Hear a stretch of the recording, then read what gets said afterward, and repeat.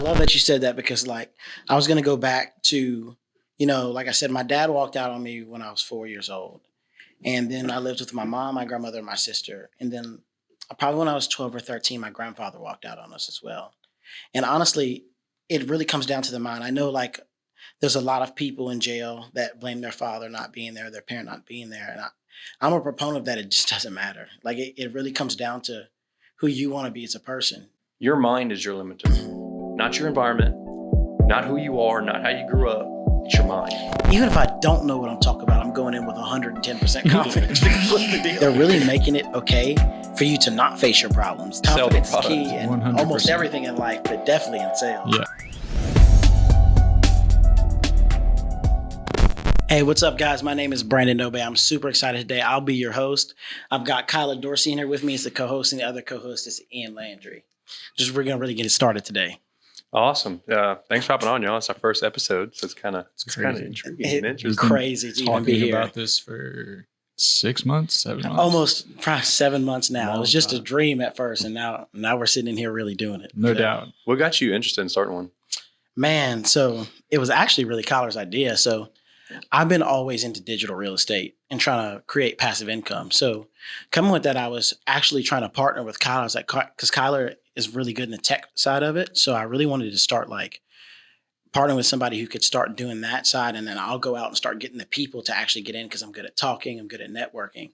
That was going to be more my side. He was like, man, he would just sit there. He's like, I said, let's go find some influencers to help us get to more people. And he's like, well, Brandon, he's like, you have the personality, you speak well, you look good. He's like, let's do our own podcast.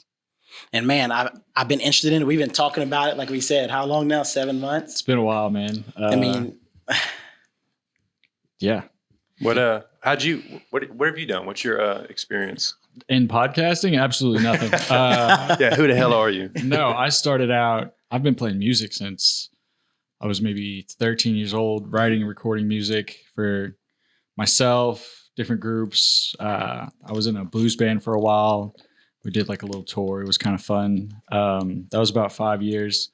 But I've always been interested in more of like the writing and the production and the recording of it. Because that's the fun part for me. Because I mean, I guess like playing on stage is great too, but really like writing the music and then getting into the nuts and bolts of recording it and making it just sound as full and as good as possible. And yeah, I'm kind of hooked on that, man. Yeah, for sure. Kind of hooked on that. So essentially, really what we were going to do was put a phone camera in front of us and just start recording. Yeah, we had for sure. No doubt. No idea what we were doing. And then randomly, yeah, he had mentioned it to you and you were just like, let's do it. Well, there's a whole studio like right down the street. Let's check it out. It was funny. So when we kind of brought it up to you the other day, it was like, we've been talking about this for 7 months. You're like, yeah, we're recording Thursday. We were like, you were like, what? Yeah, like, bro. Yeah, I've been known my entire life to kind of be over the top. No. So like when I was like, let's go, you were like, oh, Thursday? I was Yeah. like, yeah, let's freaking go. No, it's totally cool that you're the catalyst because I need somebody like that. Like we've been wanting to do That's it. the balance we need. Yeah. Absolutely. That's funny. It could have been another 7 months. I'm not saying it would have, but man, when you were like, fuck it, let's go. I was like, all right, let's do this Thursday. So tell me a little bit about yourself. You know what? How are you here today? What have you done? So yeah, look, just originally born and raised out of Alexandria, Louisiana. People like to call it the Dirty A. It's really just a small city. I didn't realize how much of, I don't want to say a dump, but how small the city was. How small the city was until like I really moved out here. I mean, there's not a lot of people. I went to Holy Savior Menard. Actually, have you heard of Montessori before, like a Montessori school? Well, I mean, I've heard of them. I don't know. So do you understand the concept of how they do things or no? Absolutely Or have you not. heard of it? No. I went to private school, so I don't even know if that's the same thing. Public school life, baby. So yeah, so Montessori is essentially, it's not like a class where you go like first period, second period, third period. You're in a classroom setting and they give you like an itinerary, like a plan, and you have to finish all your subjects by the end of the week. And then you get to move on if you don't pass your test, and you get to keep taking your test till you pass them. So it's a little different because it's like you have to master everything. You have to get everything 100% right, but it's all done in a week span. And the way they keep you up is like, so if you don't finish your lesson plan for that week, like all your English, math, science, and all that, you have to stay in from recess the next week. But I think that's interesting until you finish the last week's plan and you're caught up. So I thought that taught me a lot more than like just the traditional way, because it's like already teaching you at a young age how to like plan yourself and make sure you get everything done, like optimizing your time. So I thought that was pretty cool growing up in that aspect. You have anything to say about that? So I'll say, you know, the way I grew up was, you know, I went to private school my entire life. I originally went to All Saints Catholic School. It was a middle school. Went from pre-K all the way to 8th grade. There was a couple other feeder schools in Dallas, Texas, that fed into the other private schools. They were like, St. Paul, fed into Jesuit, Dallas Jesuit, Bishop Lynch High School, which was in Garland, John Paul II, and like a few other schools. I can't think of them off the top of my head. But they all fed into that school. So it was all based off the same system. So a lot of the concepts that we were taught, you know, was based in faith, based in Catholicism. So, you know, we didn't really have that same approach where like we were taught to execute on something and do it and finish it. And if you don't do it right, you got to do it again. It was like, you know, I hate this new concept the world's going to is like pass or fail. Like in your case, it was a pass or fail, but it taught you to go to the next level, to pass the exam to get to where you need to go. We were kind of taught, you know, hey, you know, this is your faith. This is kind of how you need to take a test. It was the typical school structure. But I don't know, not really a fan of it. Not really not a fan of it. You know, Elon Musk started that school where he's educating his kids himself. I actually want to start a college, you know, later down the road that's more based in business, like business acumen, not just going to school, learning the theoretical topics. You know, a lot of the professors don't really know actual business experience. You know, a lot of them are theoreticals based on what's taught in school. But I learned a lot about what I do from execution, real life experience. I actually was listening to another podcast the other day, and it said, you know, a lot of people or college professors in school have never owned a business themselves that teach it. So it's like, how can you learn from somebody who hasn't done it? Yep. So I know you said you're out of Dallas. So when did you move here? Great question. So I lived in Dallas for, 18 years, born and raised there. My family is originally from Louisiana, Lafayette, Louisiana. So my mom and dad moved about 30 years ago. I ended up playing baseball in Nebraska. Started there, ended up moving to New Orleans to play at Delgado. Ended up getting hurt and then kind of moving back to Dallas for about a few months this summer. And then my dad had the opportunity to take over a couple clinics. And we ended up moving the whole family over here. So I've been here for about 5 years now. And that was like I think it was 2019 is when we moved over here. So be honest, do you like the bigger city or the smaller city much better? It depends for two specific reasons. The first is I like the community style of Lafayette. You know, everybody knows everybody. You know, I come from a city where nobody knows Jack from Jill. You know, everybody is so familiar with the population that they're in. For example, if I was in private school, so I only knew private school kids.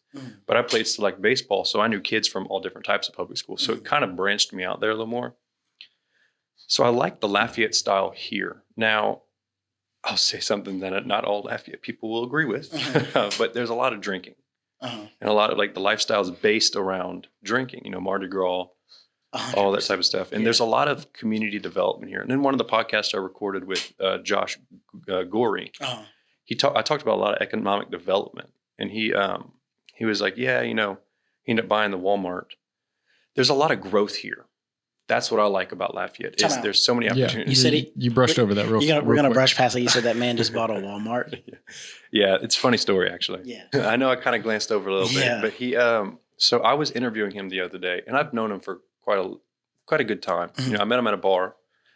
Surprisingly, I don't go to bars much anymore. But he actually owns an e-commerce fulfillment store.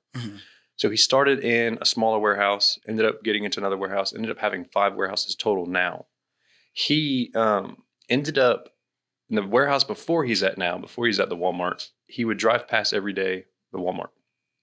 And he was with his real estate agent, and he's like, hey, you know, what if I bought the Walmart? And the real estate agent goes, hey, you know, you're joking, but I think that would actually be a good move. And he goes, oh, whatever. I don't want to spend like $30 million on it. And the agent goes, actually, I think it's going to be a lot less. So he was like, oh, okay. So he started entertaining it. And he ended up going through the city, going through all the methods to purchase it, and ended up closing on the Walmart deal. So now his e-commerce fulfillment store is inside of the actual Walmart. He has so much space left over. He filled up his other warehouse in 6 months, and he hasn't even scratched, I believe, like a fourth of the Walmart. So he has so much more space now. Wow, goodness. Yeah, so it's pretty crazy.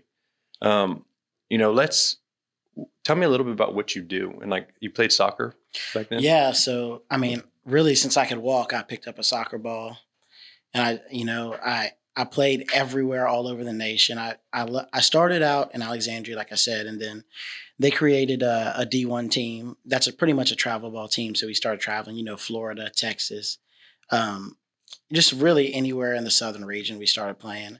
And then I actually realized I was good. And then from there, my coach came to me. He's like, hey, you really have a shot to be like, you really have a shot to make the MLS one day. So then that's when I really started ramping it up and going to Texas, going to Mississippi, going to different trainings and stuff. I mean, I got offered one time to go to Italy to train, but my mom was not okay with me going to Italy for a whole summer without her. But man, I wish I'd have taken the opportunity. But I really love soccer, and I really love sports in general, because like I truly feel like the character development that sports brings a lot out of you mentally and physically. Like especially for you too, like you said, you played baseball, right? So talk about some things where like how it changed you as a person to make you better. Oh God, you're gonna get me on a soapbox. Yeah. Okay. So there's really three topics I talk about inside of like business, fitness, and baseball. One topic that inside of baseball that they always taught was, so what next? I had a coach, forget how old I was. Maybe I was 12, and I didn't understand it back then. I was very like, I got mad quite often about when I would mess up, or, I'd have an error, or I'd strike out or something like that. But then you realize baseball's a sport where you could fail 70% of the time, and you're still hitting 300. So like, it's one of the sports where you can fail so much and still be considered one of the greats. So he used to talk about a topic that was, so what next? And what it meant, I didn't understand this then, but it was like, dude, so what if you make an error? So what if you mess up? Go to the next one. And, a lot of times, like, especially in today's society, like COVID kind of pushed people into a different mindset. Some people profited from it. Some people got, intellectually more powerful, but, it kind of made a lot of people lazy. So there's the other two topics I talk about are fitness and business. They all translate very closely with each other. When it comes to fitness, I try to break myself as mentally as possible. I push myself to the limit. Like, when I'm squatting, it sounds ridiculous talking about fitness, but it's true. How far can you push yourself till you break? Will Smith actually talks about, and it was a YouTube video, he was talking about he will beat somebody on the treadmill. He was talking about a treadmill, but if somebody's on the side of him, he will, and that guy's going for an hour and 30 minutes, 2 hours, whatever. Will Smith has the mentality to defeat the guy. I've seen that too. Yeah. He won't stop. Till his knees break, till his feet are bloody, etc. So I've taken those three concepts and translated the mindset into all three. So like in business, I'm very motivationally oriented in something called intrinsic motivation. What are you doing it for? Just like baseball, everybody wants to get to the pros. Just like fitness, everybody wants to become a professional bodybuilder. But business, it's a little bit different. I tell you all the time, we're in the business of people, not parts. Yeah. So a lot of times when, that feeling of, oh man, I just need an extra $100. I just need a couple $1,000. Well, so do a lot of other people. That feeling of not being there and the so what next concept translated into everything I do. So if I have a bad day, I'm in a very successful relationship. I'm about to get married. Congrats. So thank you. Appreciate that. A lot of times the relationship's not going to go the way you want it to go. You're not going to be happy all the time. There's going to be ups, there's going to be downs.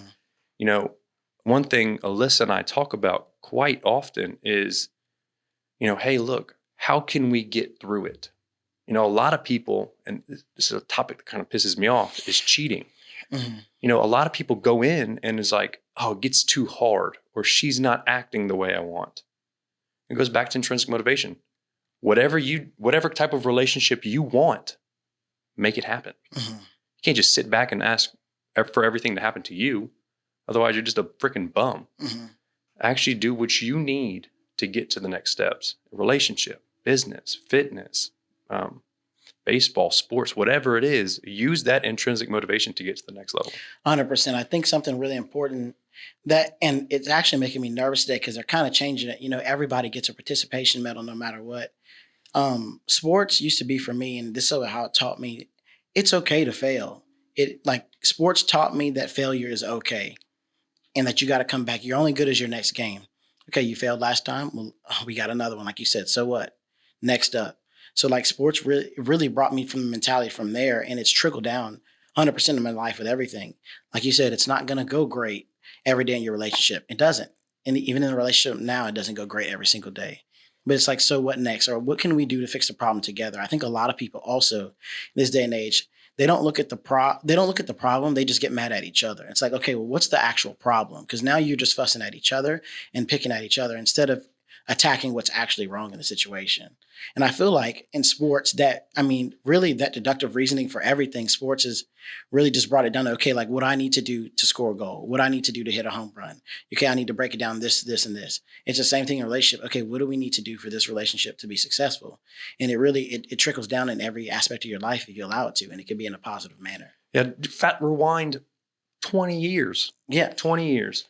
Our mom and dads, that generation. Yeah. When there was a problem, you had to face it. They didn't have phones. I don't remember the time frame when phones came about. Maybe a little bit longer than that. But they had to talk about it. They did not have communication with their friends when they went out somewhere. Yeah. If they weren't at their house, they couldn't talk to them. So when they came together in a community setting, or they were at each other's house, they had to talk about something. And I'm going to get a little passionate about something. Yeah. This generation's freaking soft. Soft. It's ridiculous. It's very soft. I feel like they're really making it okay for you to not face your problems this day. They push oh, it's okay, put a Band-Aid on it. They're just soft. Yes, people are going to say mean things sometimes. You don't have to cancel somebody because of it. Yeah. So what next? Yeah. It doesn't really matter. It doesn't matter. You'll find as you splice up content and you start sharing about what you do. Yeah. There's going to be freaking haters. All the time. Someone commented on my freaking post of Josh, and dude's made millions of dollars, and they said, oh, I've learned absolutely nothing from this video. I literally responded back and was like, haha, the guy talks about it in the video. Check it out. I responded with a positive comment. Yeah. And there might have been a little satire in there. but it's responding to it, So what next? That transition from that whole into, in sports translates into everything. And I feel like a lot of times, especially in what we do in this generation, people forget that or are ignorant to it. Yeah. And, the ignorance in today's society is absolutely crazy. It's like you said, it's just so bad. And at this point, it's how do we fix it at this point? Because it's trickled down into so many people. It's really like everybody is that way now, from the Karens to the Phils to everybody in the world. You hurt their feelings a little bit, they're coming out. Oh, you attacked me. You hurt my feelings. It's not okay. It's this, it's that. It's like, man, so what? Just move on to next. Like you said in Dallas, the private kids hang out with the private kids, blah, blah, blah. This, everybody's a one-track mind. So what next? If somebody says something not positive that has nothing to do with you, or even if it does, take it with a grain of salt. Because if you don't have haters, let me tell you something. Right. If you don't have haters, you're not doing something right. I want to have haters because that means, man, they're watching. And whether you're watching to see me win or lose, you're going to be watching. Yeah. So, yeah. You kind of didn't finish the other topic, so I'm going to kind of bring it back a little bit. 100%. The difference between Dallas and Lafayette. I like the big city feel of Dallas because there's so much to do. And I feel like, there's two sides of the coin. is there so much stuff to do that you get complacent and you don't want to do it? Or you're going out there and actually doing different things, stimulating the mind, going like there's a city in Dallas called Frisco. That town has drastically changed just in the past 5 years. You know, you talked about a topic of the mentality from Lafayette to Dallas. I feel like in Dallas, they've seen bigger things. They've seen a different side of the world. They've seen economic growth, so they understand it better. So like when I came, you talked about why I came to Lafayette. You know, my dad and I came to Lafayette to actually bring a lot of the Dallas ideals to Lafayette to help kind of change the trajectory of it. And, you know, the economic growth side of it, there's a ton already here. You know how many wealthy people per capita we have in Louisiana? I've heard somewhere that in Lafayette it's particularly high.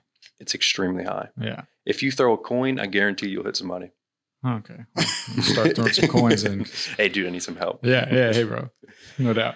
So, you know, I'm kind of curious. I know you said like your dad was obviously an entrepreneur and he's done well. So, you know, coming from a background where I was the man of the house since I've been 12 years old when my grandfather walked out on us, I know I had a lot of motivation because I was the man of the house so early at a young age.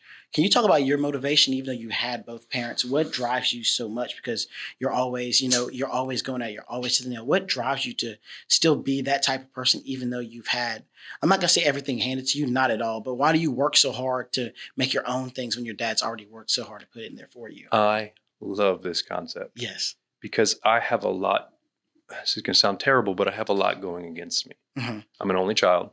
I've had both parents. My dad's been successful. And my mom's pretty successful in her own right, in a different way. I went through the only child phase. You know, I grew up with no siblings. I grew up where my dad was always working. My dad has been extremely successful. You know, I played baseball forever, but he always found a way to come. So everybody loves my dad. Y'all have met my dad. Yeah. He's a great guy. We call him the silver tongue. He can say anything and it sounds right. So when it comes to myself, you know, it's a mix of kind of crazy, kind of psychotic. Because at a young age, you know, I had an idea in my mind about 6 years old where I wanted to be.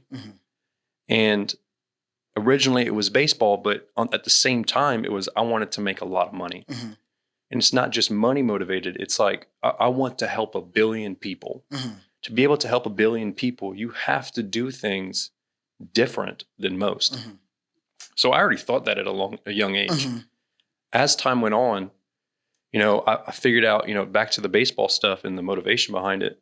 Baseball taught me a lot of self-discipline, just like karate teaches people how to be disciplined in a certain movement. Did you do karate, by the way? I did not. Oh. Pure baseball. So like over time, I found, you know, my little motivation factor. I hated failing. I hated the idea of failing. I wasn't comfortable with it yet. So as time went on, that drive to like, you know, hit the ball better, pitch better, always succeed. It was a seed that was planted very early on. I'm going to rewind a little bit and I'm going to fast forward again to why I think that way so much now. Okay. My dad placed a sticker on my door. And I tell y'all this quote all the time. Today I will do what others won't, so tomorrow I can do what others can't. Ever since we lived in that house for almost 15 years, I read that same sticker every single day. So it was ingrained in my mind from a very young age. Fast forward to high school days, you know, I was doing well in baseball. You know, I was a little bit overweight. Freshman, sophomore year wasn't doing so hot. Sophomore, junior, senior year started doing better. But everybody always overlooked me. And, you know, I was that fat kid. Loved peanut butter bread balls. You talk to my family, that's what everybody loves to talk about, is the fact that I had peanut butter bread balls. So I liked being comfortable with myself because I thought it was, you know, other things could make me comfortable. So from that time frame, you know, I started to get better at baseball. Then I started training harder, play college ball. Some of my high school coaches told me, hey, you'll never make it. I was actually way better at pitching, but I wanted to be a pitcher and a hitter. Mhm. So my first time early on, two things that I were told was, hey, you'll never get a six pack, and hey, you'll never play college baseball. Mhm. So with that, hey, I'll do whatever it takes mentality. Today I'll do what others want, so tomorrow I can do what others can't. I wanted to prove them wrong. So moving to college, I was doing pretty well during spring ball, performed exceptionally well, and then kind of had my first downfall when I transferred schools. I knew how good I was at pitching. Mhm. I knew that I could get to the next stage, but I fell into the party life. So it was kind of like I was almost there. Hey, one misstep back, Mhm. that kind of thing, where I knew where I wanted to be, but the fact that I fell off the train tracks to get to that next level kind of pissed me off Mhm. because I knew what I was capable of and I wasn't doing it. Mhm. So looking at my experience as a whole, and that simple phrase that my dad told me, y'all know how much I work. I work from like 6 o'clock in the morning till like 11 o'clock at night. And we all do. But it goes back to that. Go get it your freaking self. You can only do as much as your mind's willing you to allow. Your mind is your limiter, not your environment, not who you are, not how you grew up. It's your mind. And I love that you said that because, like, I was going to go back to, like I said, my dad walked out on me when I was 4 years old. And then I lived with my mom, my grandmother, and my sister. And then probably when I was 12 or 13, my grandfather walked out on us as well. And honestly, it really comes down to the mind. I know, like, there's a lot of people in jail that blame their father not being there, their parent not being there. And I'm a proponent of that. It just doesn't matter. Like, it really comes down to who you want to be as a person. I mean, just because your dad's not there doesn't mean you don't know right from wrong. Yeah. It really comes down to especially when you start becoming more of an adult, it's like, okay, yes, these circumstances suck, but so what next? How am I going to develop myself into becoming a better person, even though my circumstances are stacked against me?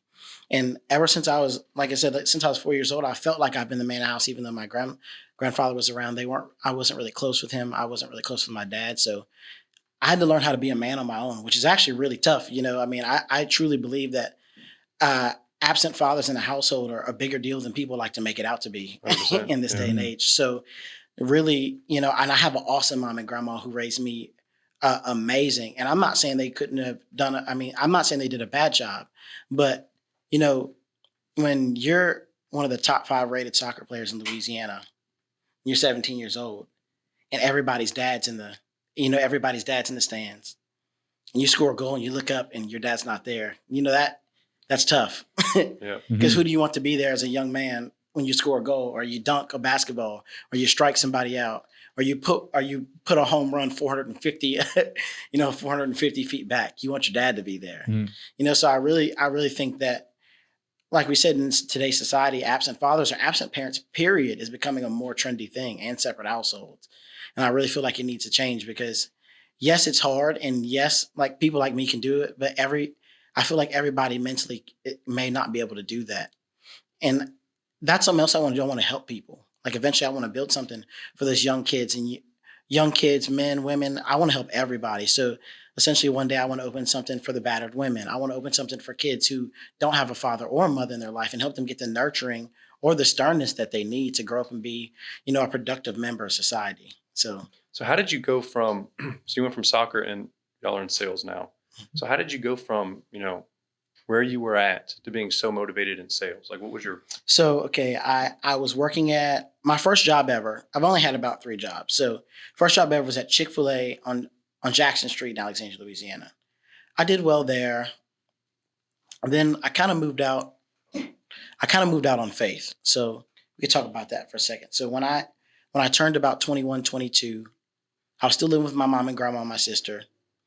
And I was just like, man, I felt like the man of the house and I didn't want to leave. But at the same time, I was like, I have to grow and be a man on my own. It's time. So I really moved out on faith. So I was like, God, I don't know what my plan is, but I'm going to move out here to Lafayette. And it's funny. Me and my mom never fought more than the last 2 weeks when I was getting ready to move out. And we've had the best relationship ever since then. But she didn't want me to leave, so we were fighting. We were fighting back and forth. But yeah, so I went back to Chick-fil-A, actually. I was working this is how hard I was working because I really wanted to be out here. Like you said, part of that determination just to get it done. I was working 5 a.m. to 1 at Chick-fil-A.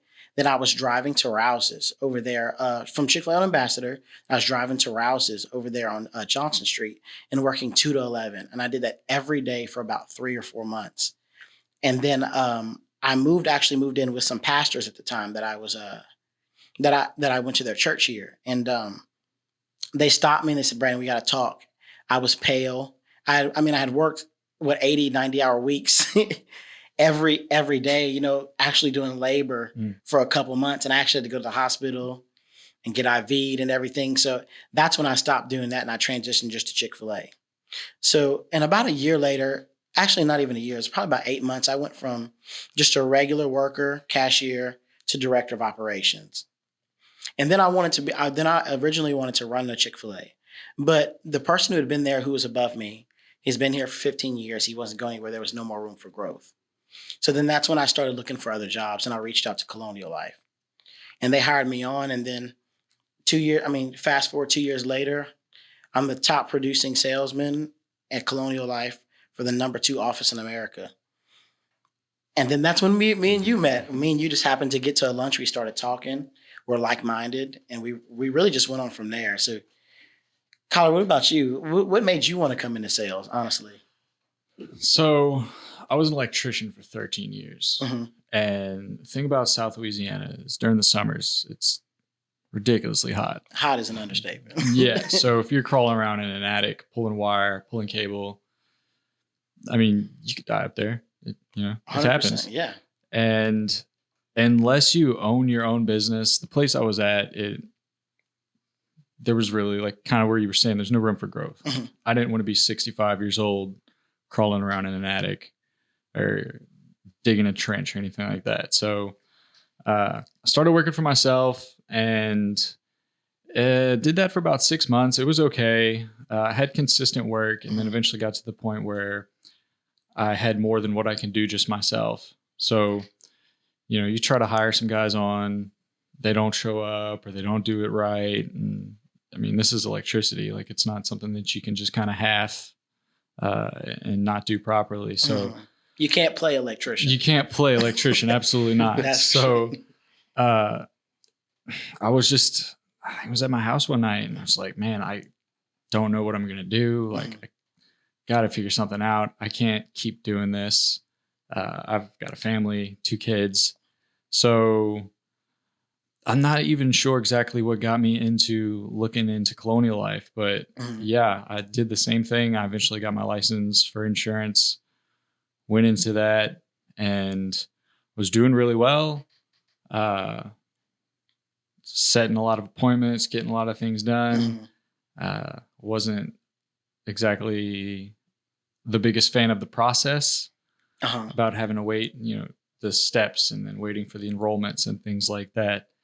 And then started talking to you and Rhett, and y'all got me introduced to Ian, and so now Ian, we're all here, man. What about your sales background though? Because I know you're very deep into business development and and marketing, but what about your actual sales background? Did you have any of that before you dove into business development, or did you really just start on from? So I actually had no sales experience. Okay. I believe in something called the education sell. And there's different types of sales, different types of sales techniques. The one I do the best, and what we found has been working successfully, is telling my story, telling why I'm here, why I've done all this exponential learning to get to where we are, all the money I've spent to get to the systems and processes, to teach them. A lot of times, oh man, you can get me on my soapbox. A lot of times inside of, in businesses, they don't know what to do. They know what to do, but they don't know how to do it. How to execute correctly. Yeah. So a lot of the sales aspect of it, and this is what we talk about all the time, is it's teaching them that there's a brighter future. So my sales experience was I just learned the material so I could spit it every day, every second of the day, at any time. When we go on calls, like I formulate a strategy in seconds, and it's almost like they want to use that strategy. So I don't really have any sales experience. It's more I understand the industries that I'm going into, and I appeal to their senses. That's really kind of how I got into sales. So essentially just nerding out, learning everything. And it's so funny. A lot of times, like when we hop on calls, talking to the audience a little bit, but Brandon and Kyler, they'll hear me talk on the phone. And Brandon, we had one of our first calls. Brandon was like, "How the heck did you come up with the strategy that fast?" And I was like, "I don't know. I'm just a freaking nerd." It's funny. So he came to me the next day and was like, "I have an answer for your question now. I was like, how do I come up with these?" It's like, I have no idea. So like sales experience, none. I've just gotten good at appealing to what they need. Every business needs something. If you can show enough value, and we talk about this all the time, I'm in it for the value I can provide. If I can show them how much value I can provide them, a lot of times they'll say yes. So that's really my sales experience and learning from YouTube videos. There's a topic I actually wanted to talk about. Where did you get a lot of your knowledge from? So like learning. I have so many different sources that I use for experience. Was it books? Was it YouTube? Was it et cetera? Where did you learn? When it comes to sales experience? Sales experience or anything in motivation? So I feel like I've always had a great personality, and like I feel like I'm pretty good at talking to people. So really, before I went to Colonial Life, I had zero sales experience. But once I started doing it, my first 2 months with Colonial Life, I made about $22,000, and they're like, "Hey, dude, you got a shot to really do this." And I kept trying at it, and don't get it wrong, there are drop offs in sales, so don't just think I'm some guru that never had any problems. Like, it's been up and it's been down. Recently we closed a really large case, and it was really awesome, and it was a lot of work. But I don't want to sound arrogant when I say this. I feel like I still, even though I closed the biggest deal in the office, one of the biggest deals in the country for this year, or last year, I'm sorry, I still feel like I had capped. Like that's the best I could do there. And that's when I started getting the itch again to find something else where it's uncapped, because I don't like being capped. I want to see how far I can go. I want to see how much I can do. So it was a lot of experience-based learning. Really just in the field doing it. And now that's why I'm really comfortable. I can walk into any room and talk to anybody, and it really doesn't matter. So tell me, when we first met, what appealed to you to make you want to bring me on the team as your vice president? There's a lot of different components. When I was looking to expand the team, it was, I need people who are like-minded, like me. I liked your capability to talk. I liked, your go-get-it attitude, and both of y'all, not just him as well. Y'all are smooth talkers. There's a difference in sales between pushing the sell and educating the sell. And I like that y'all were more on the educating the sell side, because a lot of people out there are trying to push the deal. When you come from a mindset of, oh, I don't really need it, but I want it, but I don't really need the deal. Yeah, that's kind of why I like it. Because when you get desperate, it actually trickles down into the sale when you're doing it. 100%. If you need $100, you need that $1,000 to pay your bill. You're like, even if you try not to, it's coming out. But if you're really going in there, like you said, the value, if we're going in there to really help somebody and drive the true value, you're going to win. You're going to have a way better chance of winning them over that way than just really stressing on, hey, you're going to buy. Let's do it. Let's, like, come on. Look, if you really focus on the person, you will eventually get what you need. I feel like that form of sales is, it's got to be dead by now, right? People can smell that a mile away.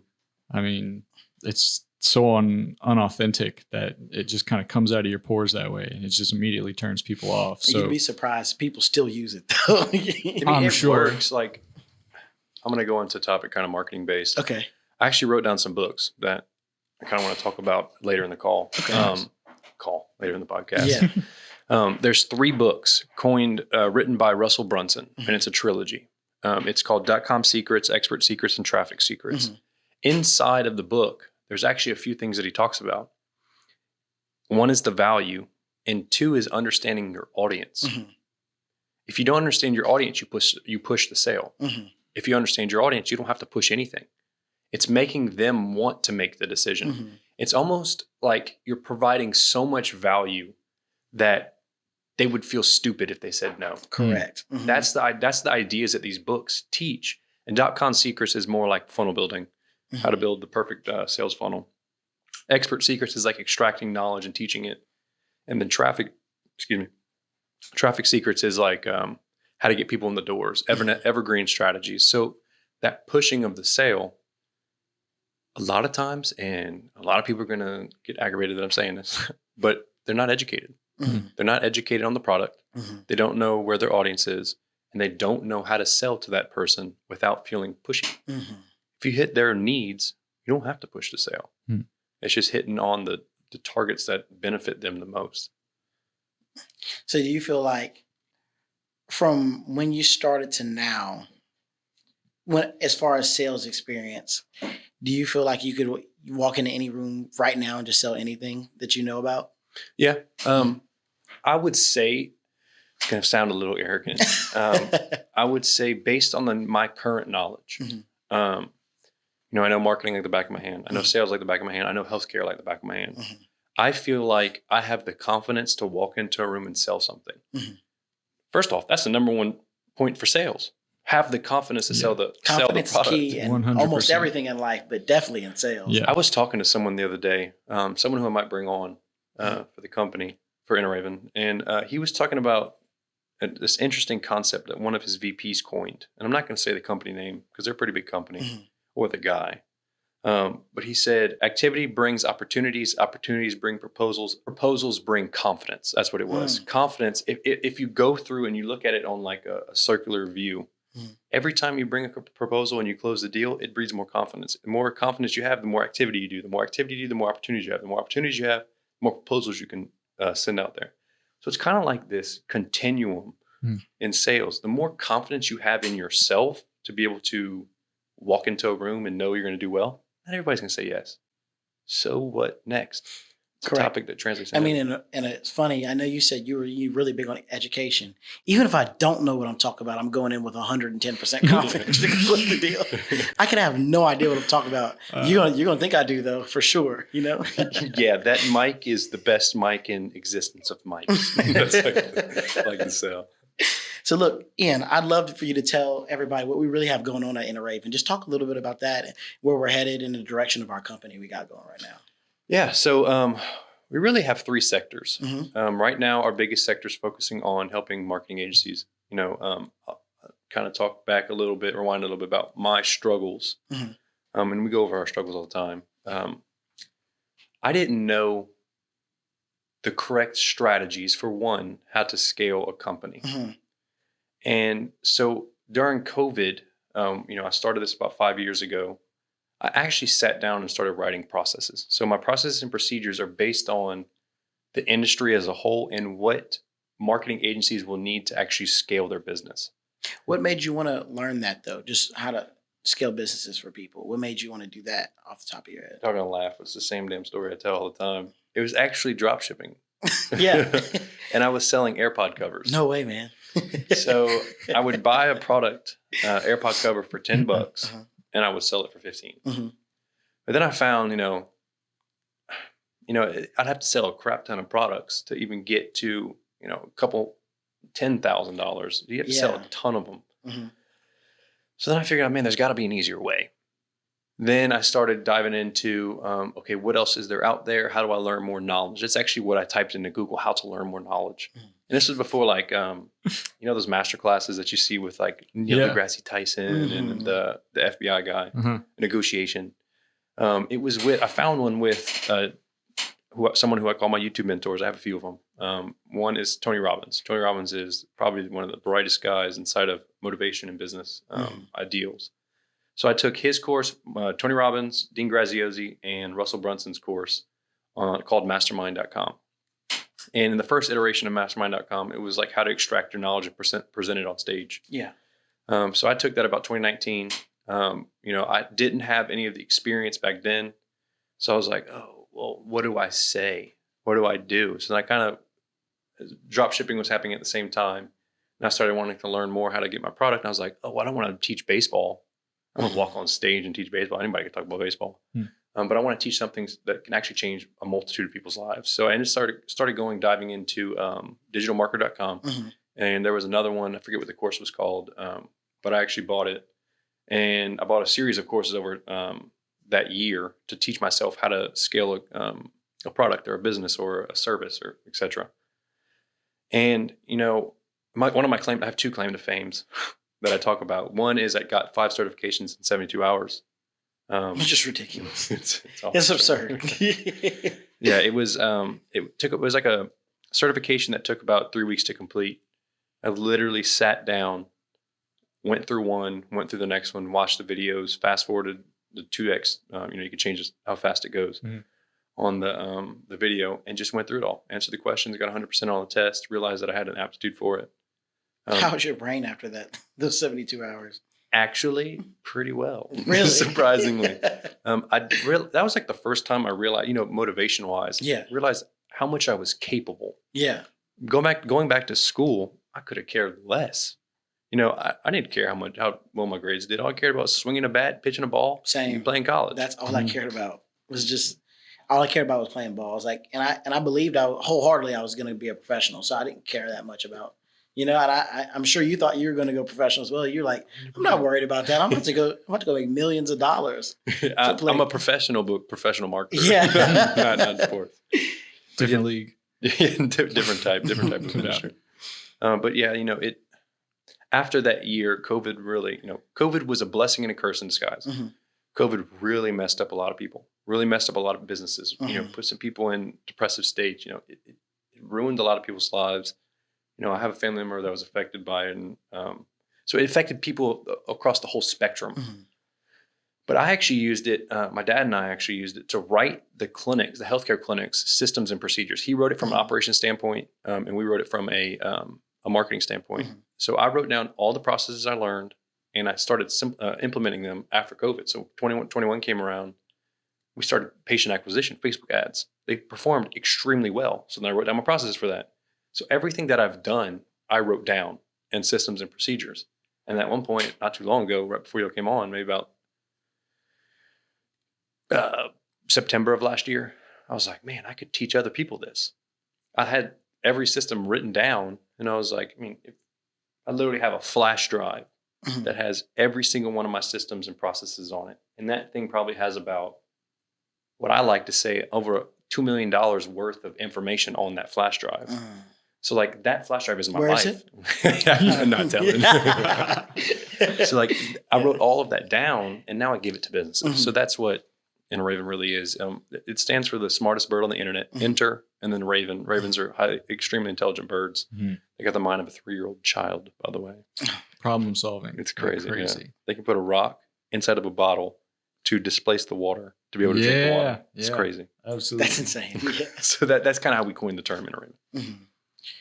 So I want you to go back to your struggles, because I really want people to understand that, going through struggles is actually good for character development. So talk about those struggles again, from starting in a Raven to literally getting here through COVID. Because obviously it was probably really, really hard to make it through COVID.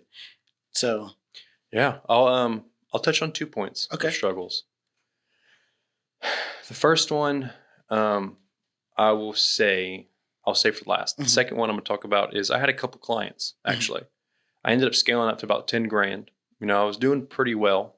Me and somebody who I was doing business with, we were doing pretty well. We were living what we called a millionaire lifestyle, is like $100,000.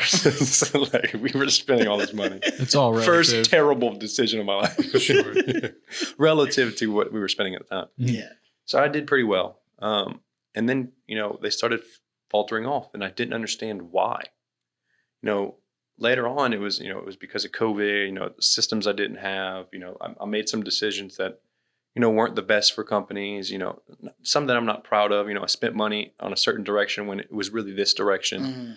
Mm-hmm. For example, we had a mailer campaign for the healthcare clinics. It's really one of my first, but it performed very well. Mm-hmm. But I didn't have all the tracking in place to see how much we had an ROI. Mm-hmm. So I spent like 10 grand on these mailers, and we got a crap ton of people to come in, but I didn't have a proper way to track them. So that was my first failure. It was a success, but it was a failure. And I had a few other clients that, we weren't communicating enough. And one of the other podcasts I talk about, communication is huge. Talking to your client to make sure that they know, hey, look, we got you. We're holding your hand through this process. So a lot of my failures client retention is just as important as client acquisition. 100%. If you don't keep them, then you're just doing it for one sale. Yeah. Yeah. So what, like one sale could be like $1,500. Yeah. Like that doesn't really move the needle, Yeah. but it helps. I mean, yeah. So that was like my first challenges were more like business challenges. Mhm. And I could always expand on those. Mhm. Now, this is one that's not talked about a lot. Mhm. Mental health inside of business. Yeah. Y'all see me as this chipper guy all the time. And I love being that way. I love being, hey, let's go get it. Let's go get it. Let's get it. But sometimes, like when you're by yourself, it's not always fun. There's a lot of stresses. There's a lot of problems. There's a lot of situations, especially now I know how to manage them. Now I know how to the discipline to like get through them. They don't happen much. But like back then when I first started, it was demoralizing. I had a bunch of clients on board and then I lost all the clients. It gets, it sucks. Experience sucks. And then I hired a few friends. I don't think they would mind me sharing their story. They did really well. But it wasn't the right fit. Now they're excelling monumentally in another industry. But it's hard in the beginning because you're starting up, and it's so much stress placed upon you that you don't know how to get to the next level. So then it's like, okay, I got to motivate myself again. Then you fail. Then you motivate again. Then you fail. So like for me, it went back to that baseball. Failing 70% of the time. So like I never looked at it as bad, but the mental side behind it, a lot of people don't talk about that. 100%. Just in sales in general, if you have a slow time and you don't know where your next paycheck's coming from, but that rent is still due on the first, that's taxing on the mental side for sure. 100%. 100%. Like even you said, even in growing the business, you're paying for all this stuff to get the business started. You still have bills. And then on top of that, every single decision you make as a business owner has a monumental impact on how the business is going to be ran, whether it's going to succeed or fail. And that's got to be stressful in itself, just on that side alone. Yeah. So, talk about the business of people, not parts. Y'all are people too. Like, a lot of decisions, and especially like, I'm going to use oil field because they're pretty rugged. But I'm not shitting on the oil field by any means. Yeah. But especially what I do, and I see my dad operate. It's taking care of the people that are helping you get to the next level. As long as my mindset is built on how can I help them, help others, help other people, help the clients that I bring on. The atmosphere in the company is much better. Then the demoralizing factor inside of the company is not so bad. I think our company atmosphere is pretty good. Oh, it's pretty solid. It's great. It's pretty solid. So like I always focus on that is like, how can I help y'all?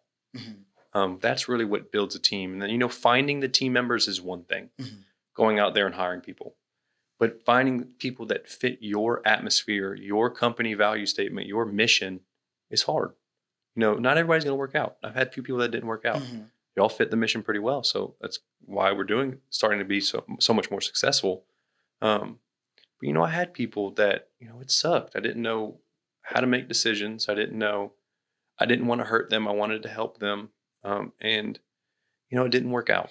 And back to it, even a worse feeling. Yes, it's hard for you to make decisions to make sure you get paid. But when you have somebody that's under you and you determine whether their child eats or not this month, is probably even a way worse feeling than even yourself, because they're relying on you to make the right decision. Yeah. So everyone can get paid. So driving into those people as much as you can, especially in sales, because there's going to be downtimes. Sales is hard. There's going to be times you don't make any money.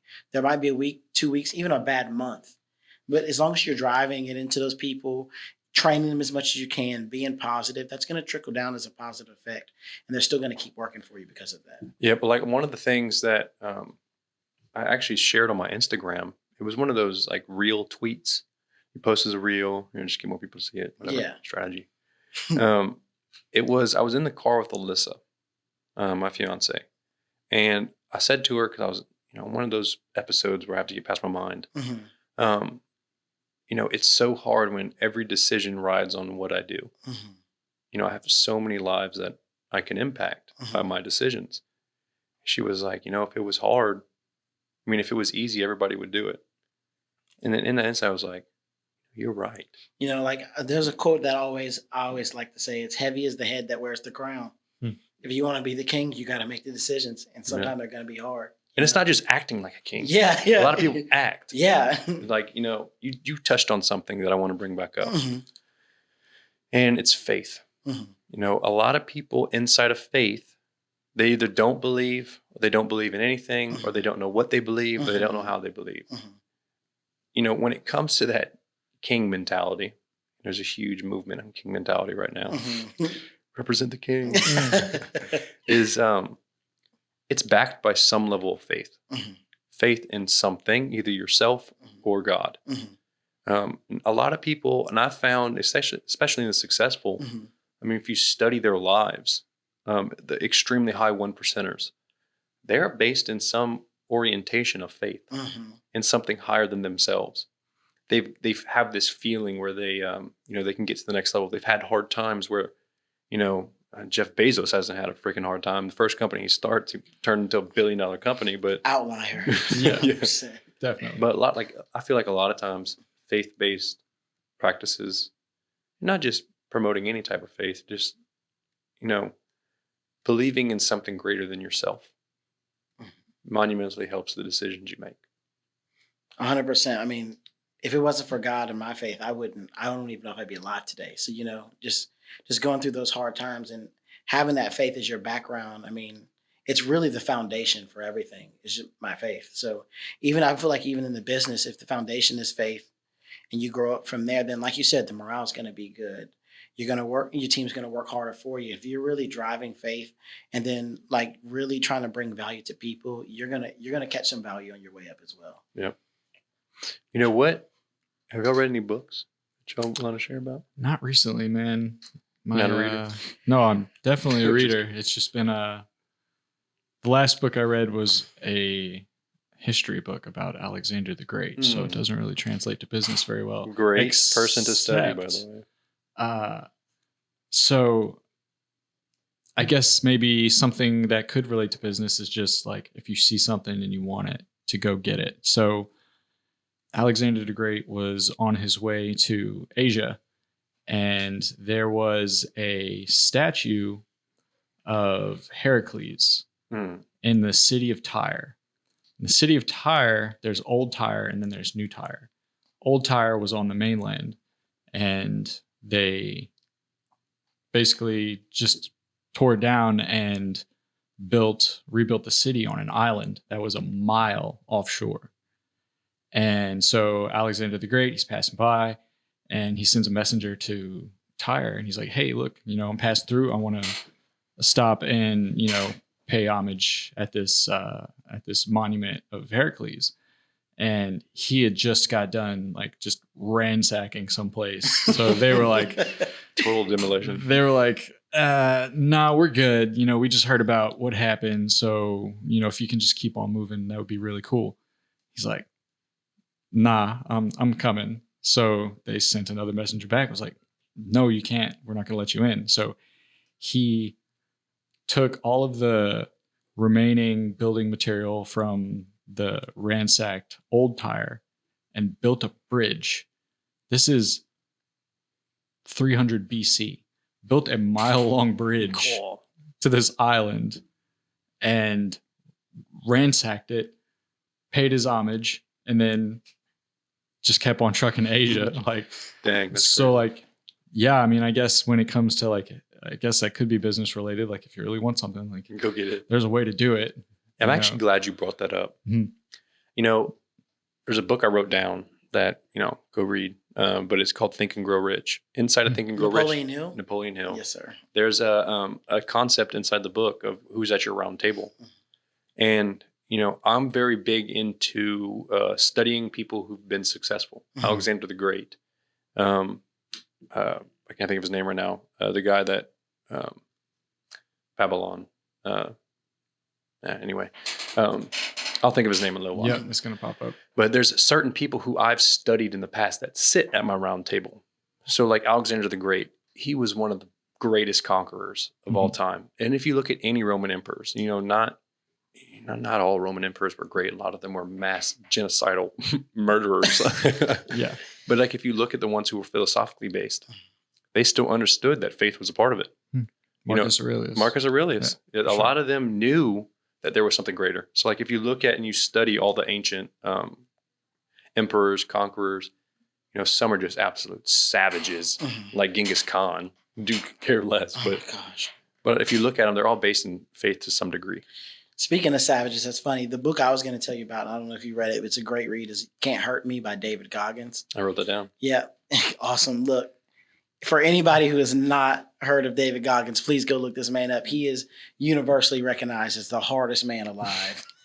Done Navy SEAL training like 7 times. 7 times. What was it? He did Navy SEAL training, Army Ranger, and what was the other training he did?